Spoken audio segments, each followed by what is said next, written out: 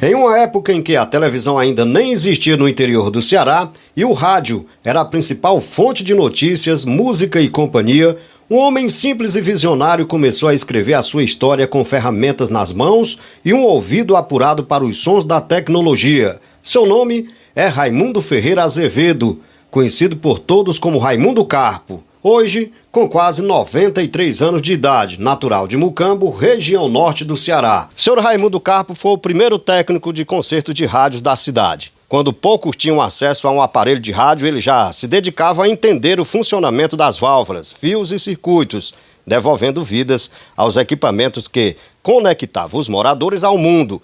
Foi um verdadeiro pioneiro, atuando em uma época em que a eletricidade ainda chegava com dificuldades e os rádios eram bens preciosos. Muita emoção. Pessoal, ele se emociona demais quando ele começa a contar, falar da vida, da carreira profissional dele. Foi o pioneiro. Eu estou fazendo um livro. Tá? Depois eu te mostro. Show. Aí vai tudo. Desde o dia que eu nasci, eu escrevo ruim, mas tudo que eu escrevo, todo mundo lê. Eu não leio, que todo mundo escreve. Mas o que eu escrevo, todo mundo... Às vezes tem uma besteira do velho, eu vou passando em alguma... Coisa de Serra tem. Ela perguntou 2 vezes, a terceira vez, eu digo, amigo, vai no cartório. Está registrado, procure lá. Eu já mostrei a identidade, não serviu? Sim. Aí, porque... A RG dele lá, pessoal, ainda antiguinha, deixa eu mostrar aqui, ó. Seu Raimundo Carpo, pioneiro. O senhor começou consertando rádio, né? Foi. Primeiro eu fiz curso. Fez curso. Fiz 2 cursos, já falei, a Santa Criatura. Eu escrevia, e ela passava na letra dela. Sim. E consegui 2 diplomas. Seu Raimundo, e a dificuldade para encontrar naquela época era peça para repor, não tinha peça? Eu fazia uma delas no começo. Era mesmo, olha, ele Era. fazia as peças. Bobina, transformador. Olha só. Aqui em Sobral só tinha Zé Leite, Manduca, que trabalhava. E tinha o Deus Imar, que hoje não existe. E tinha o Iresmar Oliveira, que tinha loja. Sim. Mas não tinha, eu ia a Fortaleza, você compra. E a dificuldade do transporte que não tinha para ir Fortaleza também, né? Para ir para o transporte, eu pegava ia em cima do caminhão, ia até Sobral, lá pegava e ia. Mas dava certo. Eu comprava, porque naquela época tinha muito radiozinho de bolso. Era, né? Era. E eu comprava aquelas chavinhas, eu tenho aí. A chavinha pequenininha para mudar, aqueles quebravam muito. Aqueles radinhos davam muito defeito. Sim. Quantas pessoas chegou aqui, às vezes, mulher, o Pichote chega, ô tio Raimundo, a gente aqui, eu não sei o que aconteceu, um problema nesse radinho, o papai está no serviço, quando ele vier, eu ajeitava ele, ficou bem. Às vezes, mulher também, com medo de, quando o marido chegar, você tá, não cobrei.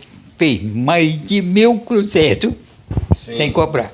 Foi mesmo, senhor? Então, graças a Deus.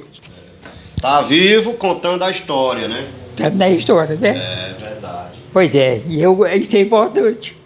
Televisão nem sonhava naquele tempo, não Na tinha. época tinha a televisão, a válvula. A válvula. Não era transistor. Sim. Aí, a primeira que apareceu com alimentação que é mais baixa, aí surgiu o sistema integrado. Eu, ajeitando aquela então, você viu o chassi da televisão, a válvula? E antigo. Dentro eu tenho chassi que tem a televisão, a válvula quase que, não, a transtorizada. E aí foi passando e a coisa melhorando. Quando passou o sistema integrado, que como eu já disse, o transejo passou para o sistema integrado e depois agora é placa. Mas eu consertava, isso aqui, dia de domingo, era uma fila, consertando o rádio. Aí o pessoal vinha para a feira, trazia para a fila, eu ia almoçar 5 da tarde às vezes, e eu atendendo aquelas pessoas. Vinha gente, peixeirinha, vinha da Serra, que eu não vou dizer de qual parte, aqui do sertão, Lapa, Graça, cheia de graça, e Pacujá, e Pão de Açúcar, e por aqui, Frecheirinha, a Predívia, até Sobral, vinha concerto. E eu fazia tudo. Uma vez eu fui para Pacujá, eu fui para Pacujá, consertar uma eletrônica grande, uma radiolona grande. Eu fui para lá, os meninos foram, sim, o Zé, os dois mais velhos, e eu fazia do Raimundo Nonato. Aí cheguei lá, fui consertar aquele aparelho, e consertei, o menino começou a aparecer rádio. E aparecer no rádio. E os dois, um tirava parafuso, eu colocava na caixa, um tirava, o outro botava, e eu consertando. Aí quando foi lá às 11 e tanto, eu tinha vontade, foi no Carlito Barbosa, meu Carlito lá do pai. Aí eu cheguei lá no Carlito, ele, rapaz, pô, estão dentro é o capeta. Os raios tu pega aí, nos tentos a gente, chamando tudo, não é jeito não. Eu não, rapaz, é experiência e amor à profissão. E aí, eu também saiu ali uma merenda, eu fui e voltei. Quando veio aqui a Maria já preocupada. Mas eu não gostava de fazer circo fora não, fazia falta na oficina. Sim. Porque a gente aqui era como levando folha para o formigueiro. Qual deles que se interessou primeiro dos seus filhos a mexer também, a fazer concerto? João Batista. Que até hoje ainda trabalha, o Batista. Ainda está em ação. Tá. Manuel Messias trabalha também. Ele faz coisa ali que eu admiro. Ele é bom no que faz, o Emerson. Ele é bom no que faz. O Haroldo também ainda está trabalhando, o Haroldo, mas menos agora. Esse outro, Francisco Haroldo. Francisco Haroldo, Está no Rio de Janeiro. Grande. Ele fez curso, sim, de rádio, televisão. Senhor Raimundo, quando o senhor começou a trabalhar em concertos de rádio, no Mucambo tinha pouquíssimo rádio, era só os mais... Não, era pouco. A minha propaganda é boca a boca. E deu certo. Eu ainda entendo. Esses ventiladores aí, eu parei, mas eu rebobino no ventilador, sim, grande ou pequeno. E na época também eu trabalho de motor grandes e pequenos. Olha, um ventiladorzinho, são 8 bobinas, 16 pontas de fio. Para juntar, se não souber juntar, ele não funciona. Ainda tem dele que fica assim. E eu pode qualquer um rebobinar, eu junto assim. E os outros, nem os que ele monta, ele não rebobina. Não junta. E eu junto. Que ele fez para fazer 3 velocidades. Partida de 3 velocidades. Seu Raimundo, na época os rádios era só a pilha, né? Aí depois surgiu a bateria, porque nós não tínhamos energia elétrica. Aí a bateria, o que o senhor fazia? Não, era toda a pilha, tinha aqueles que foi vindo, desenvolvendo, tem deles que compravam bateria no interior, que é bateria de automóvel, sim, e trazia para eu carregar. Aí o senhor foi o primeiro a começar a carregar a bateria. Eu fiz e tem carregador de bateria. Você criou o carregador? Criei eu por minha conta. Fiz carregador. E vendi carregador de bateria por torto. Olha aí.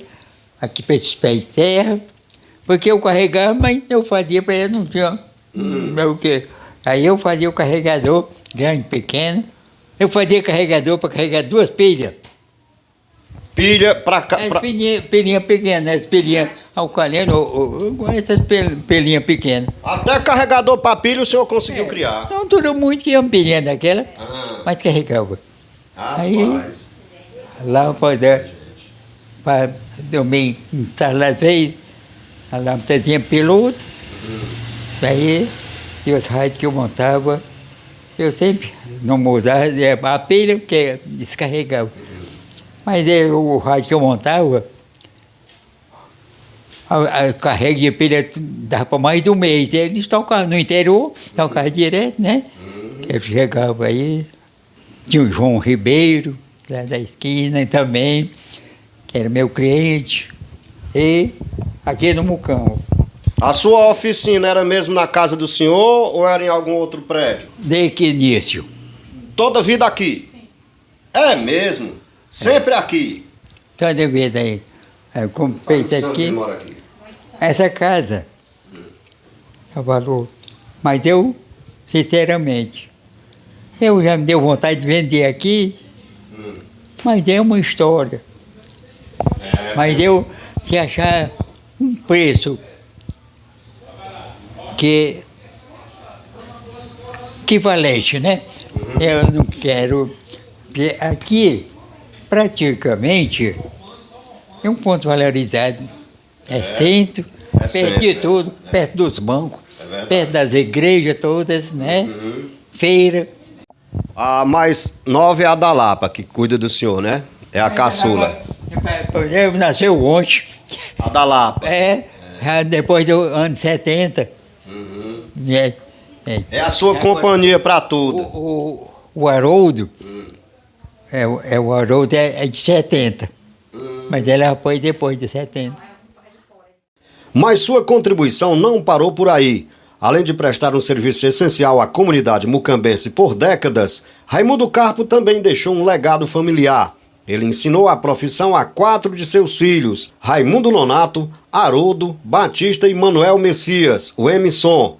Foi com ele que Messias aprendeu tudo o que sabe, desde os primeiros passos, observando de perto o pai trabalhar na oficina que também era parte da própria casa. Hoje, Manuel Messias segue com o ofício, atuando profissionalmente no conserto de equipamentos eletrônicos, mantendo viva a tradição iniciada por seu pai, símbolo de resistência, conhecimento e paixão por uma arte que, mesmo com o avanço da tecnologia, continua a ter seu valor. A oficina do Manuel Messias se tornou um ponto de referência na cidade, símbolo de resistência, conhecimento e paixão por uma arte que, mesmo com o avanço da tecnologia, continua a ter seu valor. O único problema de saúde que eu percebi no seu pai é a audição, né? Que ele não ouve bem. É, com certeza, ele está com problema na audição mesmo. Mas já foi feito uns exames, mas com a idade dele, que ele mexeu com muitas coisas, aí parece que deu problema no ouvido, né? Mas, falando devagarzinho, ele entende direitinho e fala direitinho, né? Antigamente, Emisson, pela falta de conhecimento e até mesmo assim, hoje muitos técnicos têm a facilidade na questão da internet, né? Procura no Google alguma dúvida e consegue achar muitas das coisas que você consegue descobrir através do Google. Antigamente, quando você tinha dúvida, a quem recorria? Só o seu próprio pai. Sim, porque é o seguinte, mas na época que eu saí, né? O recurso que eu tinha mesmo era pegar esquema, às vezes eu pegava um esquema em Sobral, né? Conheci muito bem um rapaz chamado Gaúcho, que ele foi um professor muito bom. Pra você. Foi para mim. Tanto para mim como o Haroldo, meu irmão, aí conhecemos o Gaúcho. Ele sempre nos fornecia esquema e fornecia sabedoria, né? Sim. Aquilo duas que a gente não tinha, ele ensinava a gente. Ele já faleceu, mas deixou para nós um ensinamento bom também, que ele era um bom técnico em Sobral. Já não está mais entre nós, né? E as peças? As peças também teve uma época que era complicada. Até hoje ainda é complicado, apesar da quantidade de carcaça que você tem aqui. Às vezes você consegue, o aparelho chega com um problema, se for da mesma marca, você às vezes consegue também, através das carcaças, mas mesmo assim nem sempre é compatível a peça. Quando você vê, você viu aí, deu uma entrada, você viu, muitas sucatas eu tenho, mas tem muitas coisas que chega aqui a mesma caixa, e se você abre, totalmente diferente, né? Por exemplo, tô com uma placa aqui de uma CCE, aí ó. Tem um quarto da mesma aí ó, tá aí. Mas não dá certo na outra, pra você ver. Você tem 4 igual, Mas não dá, o modelo é totalmente diferente. mesma É, marca. mesma marca, né? Só não o mesmo modelo. Você abre e vê, você vê aqui a caixa, pô, você acha assim, não, é do mesmo jeito. Mas quando você vai abrir, totalmente diferente. Nada dá certo, só a caixa que é parecida. Aí você vai buscar na internet ainda, ver se consegue encontrar essa peça. Aqui eu vejo pelo Mercado Livre, né? Mas não achei. Esse modelo é antigo. Já pesquisei, já até mandei aí pro meu irmão para ele ver lá para mim. Ele vai procurar para mim. O Haroldo. Exatamente. Lá em São Paulo ou no Rio? Ele tá no Rio. É. E ele é que me manda umas placas quando eu preciso, né? Quando ele precisa também aqui, às vezes a gente manda também. Ah, é, um ajudando ao outro, né? Quando ele não tem lá que você tem, você manda pra lá, pra São Paulo, e quando ele não tem, ele manda pro Ceará. É, com certeza. Aí eu sempre peço uma ajuda a ele, às vezes algum problema também, de algum esquema que ele tem lá, né? Que é mais preparado do que eu, ele manda umas dicas pra mim também. Ele fez curso, o Haroldo. Não, nenhum dos dois fizemos. Nem eu, nem ele, nem o Batista também. O único que fez um curso foi o Ramiro Natarico, né? Fez o curso, mas não sabia nunca trabalhar. trabalhou. Ele não sabia trabalhar, né? Pra você ver, né? Porque você aprende no dia a dia, né? É com a prática que você se torna um bom profissional. Não adianta você fazer curso, né? Ou seja, a teoria é bom, ajuda, mas nada como a prática. É, com certeza. O único dos filhos do meu pai que tinha diploma também, né? Era só o Ramiro Nato. Mas, E o único que não trabalhava? Era o único que tinha diploma e o único que nunca trabalhou. com certeza, era o único que não tinha. Tinha e não sabia usar, né? Porque me parece que ele fez o curso, mas não tinha prática de nada, né? Fez fazer e passou, né? E nesse ofício você criou todos os seus filhos, não é isso, Manuel Messias? Foi sim. Daqui, desse meu trabalho, sustentei minha família e até hoje estou aqui, né? Aqui há 2 meses vou fazer já 59, né? Então hoje me aposentar, mas estou aqui da batalha, né? Até Pode parar. É daqui que você tira o seu sustento. É daqui que eu tiro meu sustento, né? Não vivo de prefeitura, nada, mas graças a Deus estou aqui em paz com a minha família, né? O que é que mais chega pra você aqui consertar? Ivanildo, parece até mentira, mas o que eu trabalho mais aqui é com TV de tubo. TV de tubo, as antigonas mesmo. Porque essa de tela plana são mais complicadas. É, não é mais complicado, ela não ela não recompensa às vezes, né? As peças muito caras. Isso, o mais complicado dela chama-se a tela, né? A tela. Sendo fonte, placa de vídeo, né? Um Tecom, até que vai, mas partiu para a tela. Você viu aí também, tem muitas encostadas aí. E as de tubo não, agora para carregar estão trazendo muito. Aí depois que saiu esse conversor digital do governo, aí que aumentou, né? Aí estamos aqui trabalhando com ela. Apesar das telas planas, mas ainda existe muita TV de tubo. Tudo sim. Exatamente, já nessa semana eu consertei bem 4. O pessoal sempre traz, leva aí para os outros não querem, né? Então aqui, trabalhando com elas e acha bom. TV, som e rádio, qual que é o mais complicado de se arrumar? Meu compadre, o mais complicado é som. O aparelho de som é complicado. Ele é mais complicado porque ele mexe mais com a mente do cara, né? Às vezes você pega quando é a saída, até nem tanto, aí quando ele parte para a fonte e para a parte de áudio, aí é mais complicado. Mas eu sou mais TV. A TV é melhor. O som sempre tem mais problema, mas a gente conserta, mas é mais problemático. É mais complicado. Isso.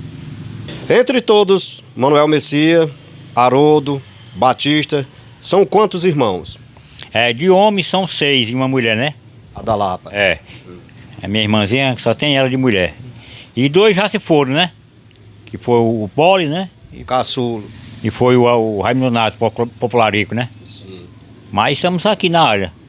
Meu irmão Haroldo tá no Rio, tá trabalhando. Com certeza lá quando ele ver essa reportagem aí do meu pai, acho que ele vai se emocionar. Falar em se emocionar, o seu pai se emociona muito fácil. Principalmente quando ele começa a mostrar, ele estava mostrando um radinho antigo dele lá. Ele já começou a se emocionar, já começou a chorar. Os bichinhos desse eu consertei.